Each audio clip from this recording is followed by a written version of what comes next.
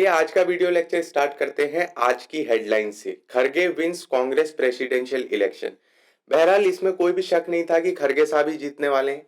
Match almost fix था, सब लोगों को ये मालूम था, जो भी पॉलिटिकल एनालिस्ट हैं उनका भी यही दावा था कि ये खरगे वर्सेस थरूर नहीं, खरगे वर्सेस खरगे हैं। तो ये बात तय थी कि खरगे साहब ही जीतने वाले हैं। इस फोटो में देख रहे होंगे आप, शशि थरूर काफी ज्यादा खुश नजर आ रहे हैं, बट एक्चुअली में ऐसा नहीं था। उन्होंने प्रेस कॉन्फ्रेंस में कहा कि आपको सवाल पूछने चाहिए G23 लीडर से। G23 मतलब वो दिग्गज नेता जिन्होंने पत्र लिखा था उस समय के प्रेसिडेंट सोनिया गांधी को और कहा था कि पार्टी स्ट्रक्चर को मजबूत करना चाहिए। बहरहाल वापस इलेक्शन पे आते हैं और इलेक्शन की बात जब हम करते हैं तो शशि थरूर को 1072 वोट्स गिरे आउट ऑफ 9385। खरगे साहब को मिले 7897 वोट्स। अब आलम यह है कि ये जो 1072 वोट्स हैं इन्हें भी इंप्रेसिव बताया जा रहा है। शशि थरूर ने खुद ये कहा कि मैं उन सबका धन्यवाद अदा करता हूं जिन्होंने अपने लीडर के स्ट्रिक्ट इंस्ट्रक्शन के बावजूद भी मुझे वोट दिया और मैं उनके वोट्स की वैल्यू समझता हूं। पर चलिए अब ये उम्मीद करते हैं कि जो मल्लिकार्जुन खरगे साहब हैं वो कुछ नई चीज लेके आएंगे, क्योंकि डेमोक्रेसी तभी जिंदा रहती है जब एक इफेक्टिव अपोजिशन सामने हो। अपोजिशन को हम वॉचडॉग की तरह देखते हैं। तो 1885 में स्थापित हुई इंडियन नेशनल कांग्रेस के लिए ये काफी ज्यादा रेवोल्यूशनरी मूव है, क्योंकि 24 साल बाद ऐसी घटना घटी है कि कोई गांधी फैमिली में से प्रेसिडेंट नहीं। ये 6th टाइम हुआ है कि इंडियन नेशनल कांग्रेस में इलेक्शन हुआ है इस तरीके का। बहरहाल पॉजिटिव न्यूज है, कुछ डेवलपमेंट हमें देखने के लिए मिल रहा है और आगे इंडियन पॉलिटिक्स के लिए काफी ज्यादा हेल्पफुल होगा, ऐसी हम आशा रखते हैं। पूरी दुनिया टेररिज्म को खत्म करने में लगी है और ये रंगा बिल्ला की जोड़ी ने फिर से एक और करामात दिखा दी जब इंडिया और यूएस ने दोनों ने मिलके एक लिस्ट सामने रखी जिसके अंदर तलहा सईद एंड शाहिद महमूद, ये दो नाम रखे गए कि इन्हें टेररिस्ट घोषित किया जाए। बट अगेन रंगा को बचाने के लिए बिल्ला सामने आया, पाकिस्तान को बचाने के लिए चाइना सामने आया और उसे वीटो कर दिया। ये दोनों नाम जो है तलहा सईद एंड शाहिद महमूद, ये दोनों फंड इकट्ठा कर रहे हैं LET, Lashkar Taiba and Jamaat ud दवा के लिए। ये दोनों ही ग्रुप हमारे 26/11 वाले अटैक के पीछे मास्टरमाइंड थे। ऐसा माना जा रहा है कि चाइना ने ये मूव इसलिए लिया क्योंकि फाइनेंशियल एक्शन टास्क फोर्स जो है, जो पेरिस के अंदर अपनी मीटिंग स्टार्ट करने वाली है, वो ये डिसाइड करने वाली है कि अब पाकिस्तान को ग्रे लिस्ट से बाहर निकाल दिया जाए। जबकि वापस ऐसी कोई घटना सामने आएगी तो पाकिस्तान ग्रे लिस्ट से बाहर नहीं निकलेगा। मेरा तो ये मानना है निकालना भी नहीं चाहिए, क्योंकि टेरर फाइनेंसिंग की हरकत इसकी जाने नहीं वाली और इससे कुछ कंट्रोल होने भी नहीं वाला। 2018 में स्क्रूटिनी भी इसीलिए की गई थी क्योंकि ये फेल हो रहे थे टेरर फाइनेंसिंग को कंट्रोल करने के लिए। अभी भी कोई सक्सेसफुल नहीं हो गया है पाकिस्तान, तो ग्रे लिस्ट में ही रहना चाहिए। ग्रे लिस्ट से इसको मैं तो बोलता हूँ निकाल के ब्लैक लिस्ट में डाल दिया जाना चाहिए। अब अगली न्यूज है अग्निपथ स्कीम से related. High court to hear pleas against Agnipath scheme on November 18। नवंबर 18 को जो है इसकी सुनवाई होगी कि अग्निपथ स्कीम सही है कि नहीं। इस दरमियान 2 हफ्तों का समय दिया है chief justice Satish Chandra Sharma and justice Subramonium Prasad. इन्होंने 2 हफ्ते का समय दिया है ताकि जो पिटिशनर्स हैं इंक्लूडिंग एस्पिरेंट्स जो चाहते हैं उस एग्जाम को देना, वो रिस्पॉन्ड कर सके सेंटर ने जो अपना एफिडेविट सबमिट किया है उसके ऊपर। इसका उत्तर देते हुए सेंटर ने कहा कि वो चाहते हैं कि आर्म्ड फोर्सेस के अंदर यूथ को ज्यादा इंक्लूड किया जाए। जो एवरेज एज है वो 32 ईयर्स है, वो उसको घटा के 26 साल करना चाहते हैं। तो ये उनका एम है। इसके अलावा सेंटर ने ये भी इंफॉर्मेशन दी कि वो लीडर टू लेड रेशियो को 1:1 लाना चाहते हैं, जो कि हाल फिलहाल में 1:1.28 है। इसका सिंपल एक्सप्लेनेशन इतना है कि जैसे ही जवान की संख्या बढ़ेगी उस तरीके से ये रेशियो जो है प्रॉपर हो जाएगा। सुप्रीम कोर्ट ने दिल्ली हाई कोर्ट को कोर फोरम बनाया इस चीज की लीगैलिटी चेक करने के लिए कि ये सही है कि नहीं।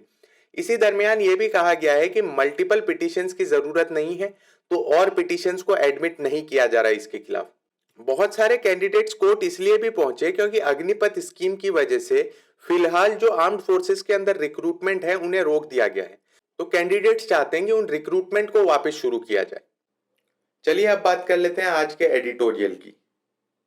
आज के एडिटोरियल में चर्चा की गई है क्लाइमेट चेंज के बारे में कि क्या क्या क्लाइमेट चेंज के अंदर हमारे सामने परेशानी आ रही है। पिछले साल जिस तरीके से निकले हमारे 2 दिन, उसमें हम सबको मालूम है कि जितनी भी न्यूज हमारे सामने आई सारी नेगेटिव ही आई। चाहे आप पेंडेमिक की बात कर लीजिए या उसके बाद हमारे इकोनॉमिक क्राइसिस की बात कर लीजिए, food crisis, energy crisis, cost of living crisis, everywhere crisis crisis crisis. कुछ भी पॉजिटिव न्यूज आई ही नहीं। और उसके ऊपर एक और खबर जो दी है यूनाइटेड नेशंस डेवलपमेंट प्रोग्राम ने, कि जितने भी नेशंस हैं उन सब के अंदर हमने देखा कि ह्यूमन डेवलपमेंट में गिरावट आई है। और ऐसी डेटा हमें लास्ट 30 साल में कभी भी नहीं दिखी कि 2 कॉन्जिक्यूटिव ईयर्स के अंदर इस तरीके का डिक्लाइन देखने के लिए मिला हो हमें। तो बहुत ही ज्यादा परेशानी है ये हमारे लिए। और लिस्ट खत्म नहीं होने वाली। अगर मैं आपको प्रॉब्लम्स गिनाने जाऊं तो लिस्ट तो लंबी ही चलने वाली है। Climate change, pollution, biodiversity loss. और अगर हम बात करें वार्मेस्ट ईयर्स, तो जो 9 वार्मेस्ट ईयर हैं, मतलब ऐसे साल जिसके अंदर सबसे ज्यादा गर्मी पड़ी, तो वो लास्ट डिकेड के अंदर ही है। तो आप समझ सकते हैं कि कितनी बड़ी क्राइसिस से हम जूझ रहे हैं। अब मालूम नहीं, समझ नहीं आता कभी कभी तो आगे जाके क्या हो जाने वाला है, किस तरीके की परेशानी हमारे सामने आ जाएगी। हमने तो कभी ये भी नहीं सोचा था कि कोविड जैसी कोई बीमारी भी हो सकती है, बट ये आई और सब कुछ अस्त व्यस्त करके चली गई। सो ये लिस्ट तो कभी खत्म नहीं होने वाली, बट इसका हम क्या सोल्यूशन निकाल सकते हैं उसके बारे में इसके अंदर डिस्कस किया है। इन्होंने बताया, देखो सब जियो पॉलिटिक्स में फंसे हुए हैं, सबको अपने पॉलिटिक्स से मतलब है, कोई लड़ रहा है, कोई किसी और मुद्दे के ऊपर चर्चा कर रहा है, बट क्लाइमेट चेंज जो है वो सबसे लास्ट में आता है इनकी प्रायोरिटी लिस्ट में। इन्हें मतलब ही नहीं है कि क्या हो रहा है। तो अब क्या किया जाए। मानते हैं कि मेजोरिटी शेयर किसके पास है, गवर्नमेंट के पास है, इंडस्ट्रीज के पास है, बट ये लोग अंधों की तरह काम कर रहे हैं, इनको कोई मतलब नहीं है। इसका मतलब ये थोड़ी कि हम सब कुछ छोड़ दें। अब हमें चीजें हमारे हाथ में लेनी, मतलब अब इंडिविजुअल्स को डिफरेंस क्रिएट करना है। मैं, आप, हमारा परिवार, हमारी कम्युनिटी इस चीज के अंदर चेंज लाई। और उसके अंदर सबसे बड़ा अप्रोच, या बोल सकते हैं सबसे बड़ा कदम अगर किसी ने उठाया है तो वो है हमारे माननीय प्रधानमंत्री श्री नरेंद्र मोदी जी। अब वो गए और उन्होंने क्या बोला COP26 के अंदर, कि अब समय आ गया है कि हम लाइफ की तरफ बढ़े। तो बोले लाइफ की तरफ, ये क्या चीज है। बोला लाइफस्टाइल फॉर एनवायरमेंट। ये हमारे प्राइम मिनिस्टर नरेंद्र मोदी ने COP26 के अंदर ये एक अप्रोच दिया, ये अपना एक एस्पेक्ट सामने रखा। अब क्या है लाइफ, उसे समझते हैं। लाइफ कहता है कि बड़ी बड़ी चीजों के ऊपर मत जाइए आप, कि हम इतना % डिक्रीज कर देंगे, इस तरीके से क्लाइमेट में चेंज जो है उसे रोक देंगे। इतने बड़े अप्रोच ही मत सेट करो जो तुमसे कभी पूरे नहीं होने वाले। कितने क्लाइमेट चेंज के रिलेटेड इन्होंने टारगेट सेट किए कि हम इतना अचीव कर लेंगे, उतना अचीव कर लेंगे, और अचीव हुआ इनसे उसका 10% भी नहीं। तो इन्होंने बोला कि इस अप्रोच को साइड में रखो और प्रैक्टिकल अप्रोच को सामने लाओ। अब क्या है प्रैक्टिकल अप्रोच। प्रैक्टिकल अप्रोच ये कहती है कि जो नॉर्मल ह्यूमन बींग्स हैं उनके एक्शंस को एक्नॉलेज करना चाहिए, हमें उन्हें एनकरेज करना चाहिए ताकि वो सामने आए और वो चेंज लाएं। अब किस तरीके के चेंजेस की यहाँ पे बात करी गई है। सबसे पहले ये बताया गया है कि आप अगर घर में हैं, आपको लाइट नहीं चाहिए, लाइट बंद कर दो, पर्दे खोल लो, उधर से जो नेचुरल लाइट आ रही है उसका इस्तेमाल करो। एसी नहीं चाहिए तो एसी बंद कर दो। जितना हो सके उतना एनर्जी को कम यूज करो, उसे फालतू में वेस्ट मत करो। साइकिल चला के जाओ ऑफिस। और अब तो आप देख रहे हैं मॉडर्न सिटीज के अंदर और हर जगह इस तरीके का एक नया अप्रोच आया है और नई कॉन्शियसनेस आई है लोगों के अंदर। पहले जो साइकिल चलाता था उसे माना जाता था कि देखो गरीब साइकिल चला के जा रहा है, पर आज के समय में कोई साइकिल चला के जा रहा है तो बोलते हैं कि वाह, देखो इसकी चॉइस कितनी बढ़िया है। तो ये जो थिंकिंग में चेंज आया है ये भी बहुत बड़ा चेंज है। और अगर साइकिल नहीं चला सकते हैं तो पब्लिक ट्रांसपोर्ट लो, आप ट्रेन के अंदर। ऐसा नहीं है कि आप बाहर निकले, गाड़ी के अंदर बैठे, गाड़ी स्टार्ट की और चल दिए।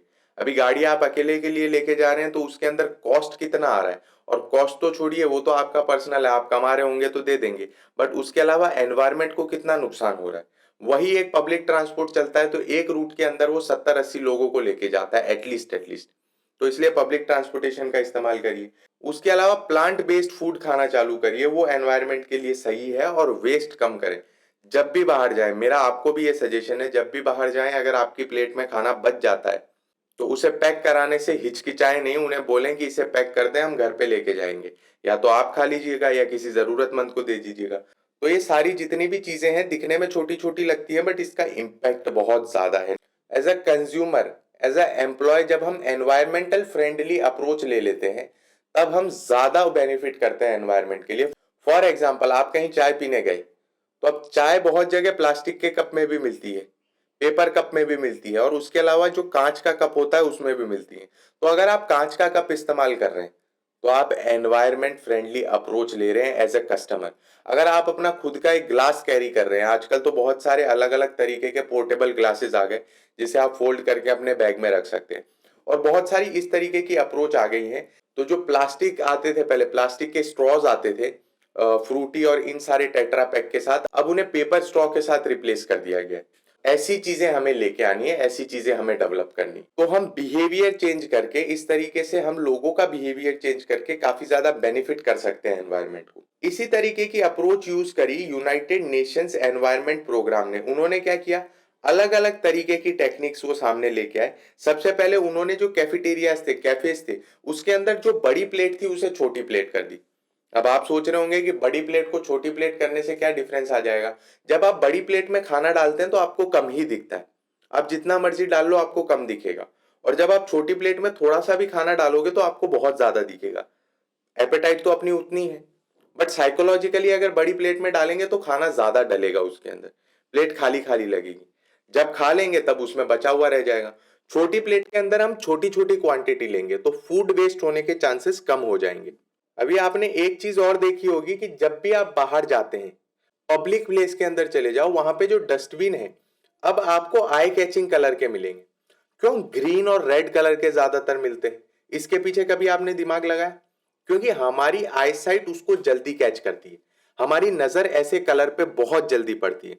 कोई बढ़िया जगह चले जाएं, गार्डन में चले जाएं, वहां अलग अलग क्रिएचर्स जो हैं, जैसे कहीं पे उन्होंने पेंगुइन बना दिया एज अ डस्टबिन शेप, तो वो आपको अट्रैक्ट करने के लिए कि ये डस्टबिन है और आप इसे यूज करें। साइकिल पाथ्स बना दिए गए अलग अलग जगह जहां पे सिर्फ साइकिल चल सकती है, तो ये प्रमोट करता है साइकिलिंग को। 2/3 of the green house emission is from house hold.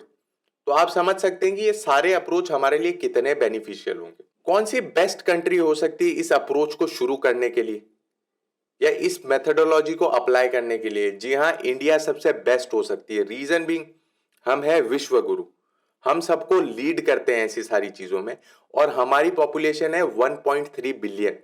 हमने थोड़े दिन पहले ही एक मिशन को सक्सेसफुल किया, वो है स्वच्छ भारत मिशन। आज से 10 साल पहले आपने सोचा था कि इस तरीके का मिशन इंडिया के अंदर इतना सक्सेसफुल हो सकता है? मैं इंडिया को क्रिटिसाइज नहीं कर रहा, मैं बहुत ही ज्यादा नेशनलिस्ट किस्म का आदमी हूं, बट एक अप्रोच हम सब इंडियंस में रहती है कि कुछ बदलने नहीं वाला, कुछ चेंज नहीं होने वाला।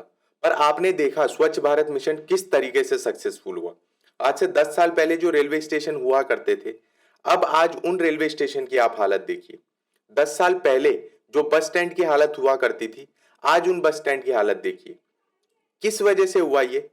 डेफिनेटली ये प्राइम मिनिस्टर नरेंद्र मोदी का ब्रेन चाइल्ड था, बट उनका सपोर्ट किया हर एक देशवासी ने। हर एक देशवासी ने अपना वहां पे जो है योगदान दिया। तो इसी तरीके से कम्युनिटी को इंक्लूड करके हम एनवायरनमेंट के अंदर भी चेंज ला सकते हैं, क्लाइमेट चेंज को भी रोक सकते हैं। प्राइम मिनिस्टर नरेंद्र मोदी और सेक्रेटरी जनरल ऑफ यूएन ने ये बात कही कि अब हमें प्रो प्लेनेट पीपल बनना है बाय 2027। प्रो प्लेनेट मतलब क्या किया, अभी अगेंस्ट प्लेनेट है? जी नहीं, ऐसा नहीं। पर अब हमारे जितने भी चॉइस होंगी, जितने भी प्रेफरेंसेस होंगी, उन सब पे हमें ये ध्यान देना है कि वो प्रो एनवायरनमेंट हो, प्रो प्लेनेट हो। अब एक चीज मुझे हमारे प्रधानमंत्री की बहुत अच्छी लगती है कि वो जब अच्छी अच्छी बातें करते हैं, जब बहुत बढ़िया बढ़िया बातें करते हैं, तो उसके अंदर एक पॉइंट ऐसा भी आता है कि जब वो ये बता देते हैं कि भाई साहब गलती हमारी नहीं रही है, ये जो भी हो रहा है, जितनी भी ये कंडीशन आई है, ये लीस्ट डेवलप कंट्रीज या डेवलपिंग कंट्रीज की वजह से नहीं आई है। तो उन्होंने लाइफ दिया, लाइफस्टाइल फॉर एनवायरनमेंट दिया, ये अप्रोच दिया, सारी डिटेल शेयर करी और हल्के से ये बता दिया कि ये डेवलपिंग कंट्री की वजह से नहीं आई, ये इसके कर्ता धर्ता आप हैं। अगर हम इमिशन की बात करें तो सिर्फ 1% से भी कम है जितना वेल्दीएस्ट कंट्री ने खर्च किया है, जितना वेल्दीएस्ट कंट्री ने इमिशन किया है। तो बोला बिल्कुल ये अप्रोच हम आपके साथ करेंगे, कदम से कदम मिला के करेंगे, बट इस चीज का आपको ध्यान होना चाहिए कि जो रिस्पॉन्सिबिलिटी होगी वो डिफरेंशिएटेड रिस्पॉन्सिबिलिटी होगी। डिफरेंशिएटेड रिस्पॉन्सिबिलिटी का मतलब क्या है? हमने उतना इमिशन नहीं किया तो हमसे जितना योगदान होगा हम उतना करेंगे, हम बढ़ चढ़ के योगदान देंगे। बट आप लोगों ने जो ये गंदगी फैलाई है, आप लोगों ने डेवलपमेंट के नाम पे इतना पॉल्यूशन फैलाया है, तो आपकी जिम्मेदारी ज्यादा बनती है। किनकी? डेवलप्ड नेशन की, वेस्टर्न नेशंस की ज्यादा बनती है कि वो इसे क्लीन करें। एक डेटा से ये पाया गया कि अगर हम कार्बन फुटप्रिंट की बात करते हैं तो इंडिया के अंदर जो रह रहा है, या फिर हम बोल सकते हैं लीस्ट डेवलप कंट्रीज के अंदर जो रह रहा है, इंडिया का एग्जांपल मत लीजिए स्पेसिफिकली, उसके 80 गुना ज्यादा जो वेस्टर्न कंट्रीज में इंसान रह रहा है वो इन सारी चीजों का इस्तेमाल कर रहा है, वो इमिट कर रहा है, 80 गुना ज्यादा गैसेस इमिट कर रहा है। अब डिफरेंशिएटेड रिस्पॉन्सिबिलिटी होना तो लाजमी है, जिन्होंने ज्यादा पॉल्यूशन किया है उनको जो है ज्यादा भरपाई करनी पड़ेगी। यहाँ पे महात्मा गांधी की एक बहुत ही बड़ी बात हमारे सामने आ जाती है कि अगर इंसान खाना चाहे, आराम से रहना चाहे तो उसे कभी कमी नहीं पड़ेगी। इंसान लालची है, बहुत ज्यादा लालची है, इसके कारण चीजों की कमी पड़ने लगती है। वरना इतना है एनवायरनमेंट के पास कि आप सफिशिएंटली सस्टेनेबली हमेशा उसे यूज कर सकते हैं, अपनी नीड्स हमेशा फुलफिल कर सकते हैं। इससे बेहतर टाइम इंडिया के लिए कोई हो नहीं सकता कि वो क्लाइमेट एक्शन पे लीडरशिप लें, वो सामने आए और लीड करें इन सारी चीजों को। क्यों? क्योंकि पंचामृत टारगेट दिए गए हैं प्रधानमंत्री नरेंद्र मोदी द्वारा एट कोप 26। ये सपोर्ट करते हैं इंटरनेशनल सोलर अलायंस। मतलब अब हम ये चाहते हैं कि जो ट्रॉपिकल जोन के अंदर नेशन है, एटलीस्ट वो तो अपनी एनर्जी सोलर एनर्जी से कंज्यूम करे, क्योंकि वहां तो डायरेक्ट सनरेज आती हैं। उसके अलावा इन्होंने जो है सपोर्ट किया है coalition for disaster resilient infrastructure, south south cooperation platform. अब साउथ साउथ का मतलब ऐसा नहीं है कि सारी नीचे वाली कंट्रीज, साउथ यहाँ पे डिनोट करता है। जब हम नॉर्थ साउथ डिवाइड की बात करते हैं तो नॉर्थ हम उन्हें बोलते हैं जो डेवलप्ड कंट्रीज हैं, जिनके पास अच्छा खासा रिसोर्स है, और साउथ कंट्रीज हम उन्हें बोलते हैं जिनके पास रिसोर्सेज नहीं है, लीस्ट डेवलप हैं या डेवलपिंग कंट्रीज। इलेक्ट्रिक मोबिलिटी की बात कर रहे हैं, इलेक्ट्रिक संसाधन की हम ज्यादा बात कर रहे हैं। और अब जब हम बात करें तो इंडिया को प्रेसिडेंसी भी मिलने वाली है G20 की। तो भैया इससे बढ़िया टाइम तो कोई हो नहीं सकता, इंडिया को लीडरशिप अज्यूम करनी चाहिए। और जिस तरीके का अप्रोच प्रधानमंत्री नरेंद्र मोदी ने लाइफ के अंदर दिया है, बहुत ही बढ़िया अप्रोच, मुझे तो पर्सनली बहुत ज्यादा अच्छा लगा। आप भी मुझे कमेंट सेक्शन में जरूर बताइएगा कि ये जो लाइफ वाला अप्रोच है आपको कितना प्रैक्टिकल लगा और कितना यूजफुल। अब अगली बात करते हैं दिल्ली और सेंटर के डिस्प्यूट के बारे में। अब आपको तो ये मालूम ही है कि दिल्ली गवर्नमेंट और सेंट्रल गवर्नमेंट के बीच में काफी ज्यादा कॉन्फ्लिक्ट चलते रहते हैं। अब इसको एक टाइमलाइन के अंदर समझते हैं। 2018 से पहले क्या हो रहा था कि लेफ्टिनेंट गवर्नर जो है वो अपने हिसाब से काम कर रहे थे, उनके बीच में और दिल्ली की गवर्नमेंट के बीच में बहुत बार फ्रिक्शन आ रहा था। तो इसको लेके दिल्ली की गवर्नमेंट चली गई सुप्रीम कोर्ट के अंदर। तो सुप्रीम कोर्ट के अंदर ये निर्णय आया, सुप्रीम कोर्ट की कॉन्स्टिट्यूशनल बेंच ने ये कहा कि जो लेफ्टिनेंट गवर्नर हैं दिल्ली के, वो बाउंड है by the aid and advice of Delhi chief minister and his council of minister. तो सुप्रीम कोर्ट ने ये क्लियर कर दिया कि डेमोक्रेसी के अंदर किसी भी तरीके से ऑटोक्रेसी या फिर हम बोल सकते हैं एनार्की की जगह नहीं है। पर 2018 के जजमेंट में एक ये चीज रह गई कि उन्होंने सर्विसेज के बारे में बात नहीं करी कि जो सर्विसेज हैं उन्हें कौन कंट्रोल करेगा। तो फिर से ये कॉन्फ्लिक्ट खड़ा होने लग गया। अब अगर दिल्ली के सीएम को किसी भी तरीके से अपना हेल्थ सेक्रेटरी बदलना हो या कोई और सेक्रेटरी बदलना हो तो उन्हें परमिशन लेनी पड़ती है लेफ्टिनेंट गवर्नर ऑफ दिल्ली की। तो इस चीज को लेके कॉन्फ्लिक्ट अराइज हो गया। वापस पहुंचे supreme court. On February 14, 2019 two जज बेंच इन्होंने अपना निर्णय सुनाया, बट निर्णय कैसा आया? स्प्लिट ओपिनियन वाला। मतलब दोनों के अलग अलग ओपिनियन थे। जैसे अभी हमने हिजाब केस के अंदर थोड़े दिन पहले पढ़ा था कि यहाँ पे स्प्लिट ओपिनियन आया है, दोनों जजेस के अपने अपने ओपिनियन है। तो अगर स्प्लिट ओपिनियन आता है तो फिर उसके बाद क्या होता है? क्या हम उसे वहीं छोड़ देते हैं? जी नहीं, वो लार्जर बेंच के पास जाता है। तो अब कॉन्स्टिट्यूशनल बेंच ये डिसाइड करेगी कि क्या ये सही है या नहीं। सर्विस किसके पास होनी चाहिए? क्या सेंटर के पास ही रहनी चाहिए या फिर स्टेट को दे दी जानी चाहिए? पहले इसकी सुनवाई होने वाली थी 9 नवंबर को, बट अब वो डेट आगे बढ़ा दी गई है। अब सुनवाई होगी नवंबर 24 को। तो देखते हैं इसका क्या परिणाम निकलता है। क्या दिल्ली गवर्नमेंट को मिलती है सर्विसेज या फिर सेंटर के पास ही रहती है पावर?